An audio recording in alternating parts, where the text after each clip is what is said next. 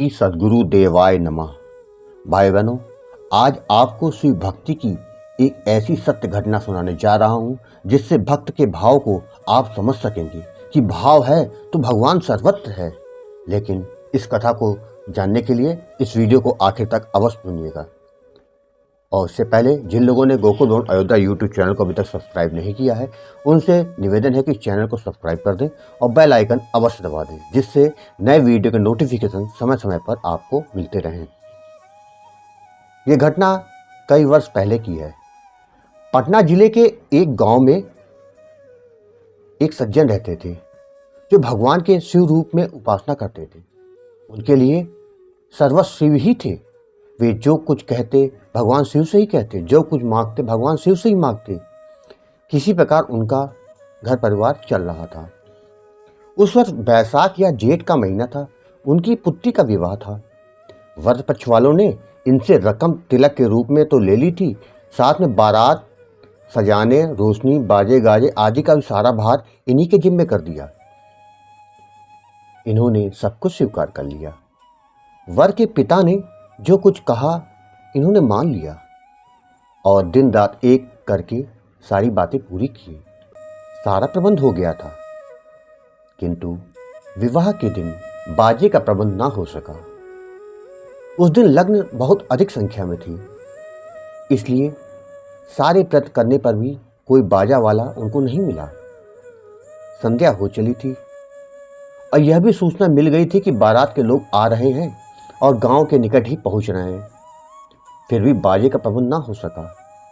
बात छोटी थी, पर उनके लिए तो यह एक बड़ी भारी समस्या हो गई थी।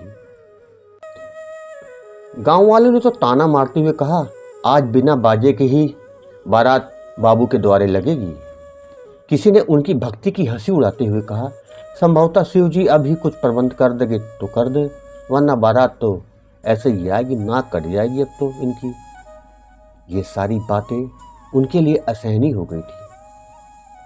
वे चुपचाप वहां से चले गए और अपने आराध्य देव के मंदिर में जा पहुंचे। भक्त अपने भगवान के अतिरिक्त और किसके पास जा सकता है। उन्होंने शिवलिंग के समक्ष रो रो के कहना प्रारंभ किया, हे प्रभु, हे परमात्मा, ये कौन सी लीला कर रहे हैं? आपने सारी व्यवस्था तो कर दी, क्या एक बाजे का प्रबंध भी नहीं कर सके आप? आपके लिए कठिन था? जो कुछ अब तक हुआ सब आपने ही तो किया। मैं और मेरा कुटुंब तो मात्र एक निमित्त है, करने वाले तो आप हैं। आप तो सर्वत्र हैं, हर जगह हैं, आपसे कोई बात छुपी नहीं। अब यदि बाजे का प्रबंध ना हुआ तो मैं मुख दिखाने योग्य नहीं रह जाऊंगा। बस यही आपसे प्रार्थना कर रहा हूँ। अब वो फूट फूट के शिवलिंग से लिपट के रोने लगे।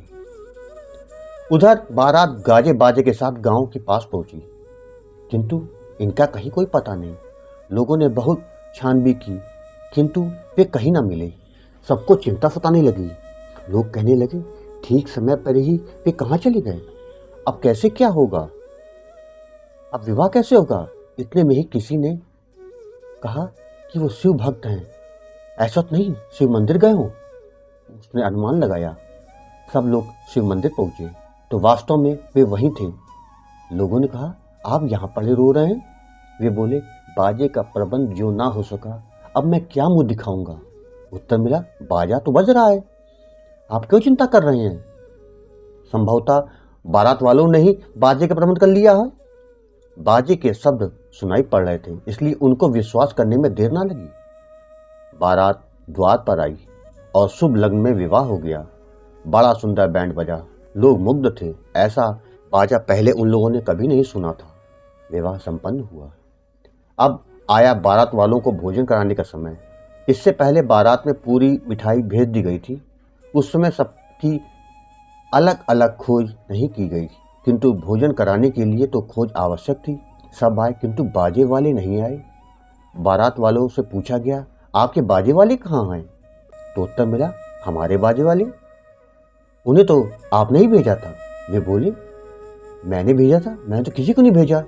तो वर के पिता ने कहा, उन्हीं बाजे वालों ने तो कहा था कि आपने भेजा है। हम लोग आ रहे थे, ये बाजे वाले रास्ते में मिले और हमसे बोली, क्या अमुक बाबू को आप ही जानते हैं?